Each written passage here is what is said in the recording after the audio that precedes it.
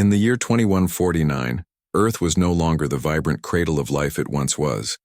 Silence had become its loudest echo, a deep suffocating stillness that blanketed the planet after the decay, a mysterious event that wiped out 99% of all known species, including most of humanity.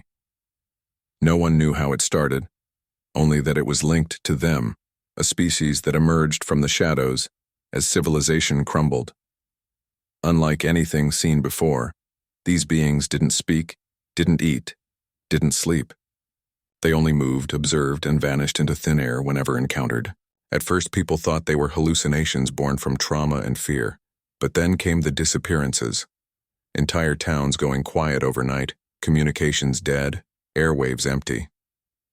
The final broadcasts spoke of watchers in the mist, creatures with no faces, their skin shimmering like shifting oil, always running, never resting. Survivors called them the final species, and every whisper about them was laced with dread. Now, decades later, the Earth is a ghost shell, overrun by nature reclaiming the bones of dead cities, and the final species still roam, running tirelessly across the lands as if chasing something, or escaping it.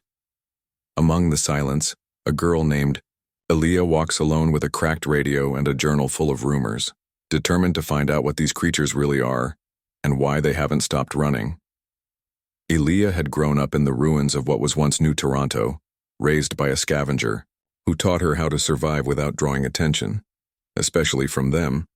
She'd seen one once as a child, a flicker of movement between collapsed skyscrapers tall and lean with limbs too long to be human, and a gait that looked like it was always mid-sprint, yet silent, terrifyingly silent. Her guardian vanished the next day. Since then, Elia had followed their trails, burned footprints in dead grass, strange symbols etched into walls, shattered electronics wherever they passed, but never dared too close. Until now. She found a bunker 3 days ago, hidden beneath, a library overgrown with ivy and silence. Inside it were data drives, old tapes, and a scientist's final journal entries chronicling the rise of the final species, lab-grown, post-human prototypes meant to adapt to extreme environments, built by a hidden program called Echo. But something went wrong. They evolved, rejected commands, and vanished into the world. Elia read about their one flaw. They were programmed to run, never stop, as a failsafe against stagnation. But now they were changing again, showing patterns, repeating routes like they were searching or remembering. As thunder rolled across the ash-gray sky, Elia packed the tapes, sealed the bunker behind her, and set her eyes toward the mountains where reports of a gathering had surfaced. For the first time in her life, she wasn't just running from them, she was chasing them. Elia's journey toward the mountains was perilous. The land between her and the rumored gathering place, a wasteland of crumbled highways and skeletal forests where every step felt like walking through the ghosts of a forgotten world. She moved mostly at night, avoiding the deadly ultraviolet storms that roared during the day and the packs of wild, mutated creatures that prowled the shadows, remnants of the decay's violent reshaping of Earth's ecosystem. The silence was oppressive, broken only by the distant howls of those creatures or the eerie whispers of wind twisting through hollow buildings. But always, just beyond her vision, she sensed them, those final species, skimming across the horizon, like flickers of shadow and light, never pausing, always running.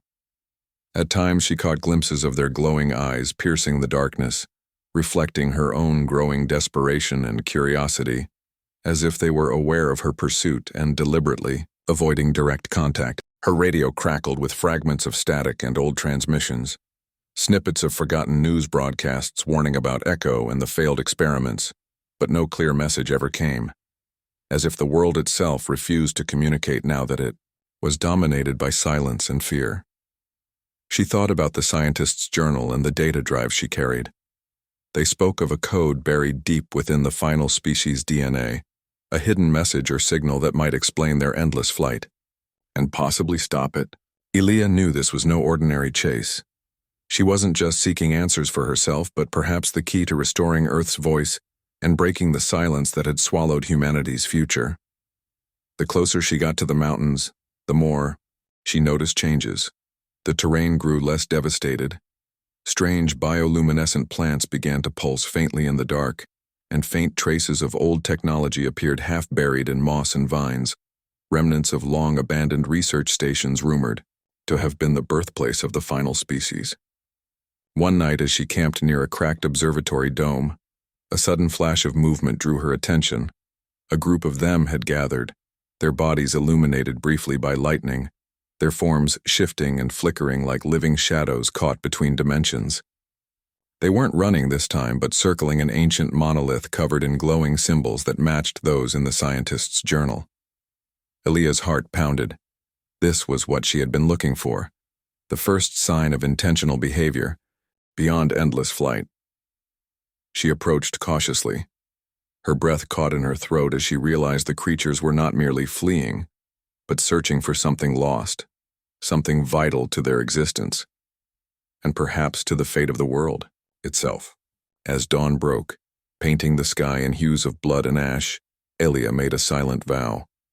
She would decode the message, uncover the truth behind the final species, and bring back the sound of life to a planet swallowed by silence, no matter the cost, no matter the dangers ahead. Elia's resolve hardened as she pressed deeper into the mountain range, the eerie glow of the bioluminescent flora casting strange shadows on her path while the chilling wind whispered through jagged rocks and ruined outposts once used by scientists, chasing immortality and evolution. Every step forward was weighed, down by the memories of what humanity had lost and what strange new life now ruled the earth in endless motion. She carried the old data drives close, their encrypted contents a puzzle she was desperate to solve, while the scientist's journal served as her guide, detailing experiments that blurred the line between biology and technology, creating creatures meant to survive extinction but instead doomed to an endless sprint, bodies constantly adapting but minds locked in perpetual flight. Nights were the hardest, with silence pressing like a living thing, broken only by distant echoes, sometimes the sound of rushing feet too fast to catch, sometimes a low hum of a machine long dead, or the sudden crackle of her radio bursting to life with distorted voices speaking in languages no longer common, as if the earth itself was trying to communicate through fragments of static. As she neared the heart of the mountains, the landscape shifted to reveal a massive crater, an impact site from before the decay that now harbored the last known stronghold of the final species. The crater was surrounded by towering spires of crystalline rock pulsing with faint energy, a natural fortress that seemed to hum with the same code that governed the creature's endless movement. Elia crouched behind a boulder, watching as dozens of the final species gathered in patterns that resembled ancient rituals, their glowing eyes fixed on the sky as if awaiting a signal, their bodies twitching with restless energy that betrayed a hunger for something beyond mere survival. She realized that these beings were not just running. They were searching for a way to end their torment, a cure to the programming that bound them to ceaseless motion, and perhaps a path to reclaiming what they had lost of their humanity. Her mind raced with the implications. If she could unlock the secret encoded in their DNA and the scattered data files, maybe she could offer them freedom and, with it, a chance to restore the fractured balance of life on Earth. But the dangers were real and immediate. Moving closer risked exposure, and the creature's speed and stealth were unmatched, able to vanish before she could blink. One night, as a storm rolled over the crater, Elia stumbled upon a hidden entrance to an underground facility. Its entrance, masked by overgrowth and debris but faintly glowing with residual power. Inside, she found remnants of technology that combined organic material with machinery, experimental pods long abandoned but still humming faintly, and holographic recordings, left by the last scientists who tried to control the final species. The recordings revealed a desperate attempt to reprogram the creature's code, embedding a signal designed to trigger their rest and awaken dormant memories. But the project was never completed, halted by chaos and fear. Elia knew then that she was the last hope to finish what they started, to send the signal that might finally silence the endless running and bring peace to a world trapped in stillness and fear. With the storm raging outside, she connected the data drives to the ancient terminal, her fingers trembling as she initiated the sequence, praying that the signal would work and that the final species would respond. not with violence, but with the understanding that had been lost in the silence. As the code streamed through the air like a pulse of light, the creatures outside paused, their glowing eyes flickering as if awakening from a long nightmare, and for the first time in decades, the earth seemed to breathe, its silence broken by the faint sound of slow footsteps, no longer running but walking toward a fragile hope of redemption.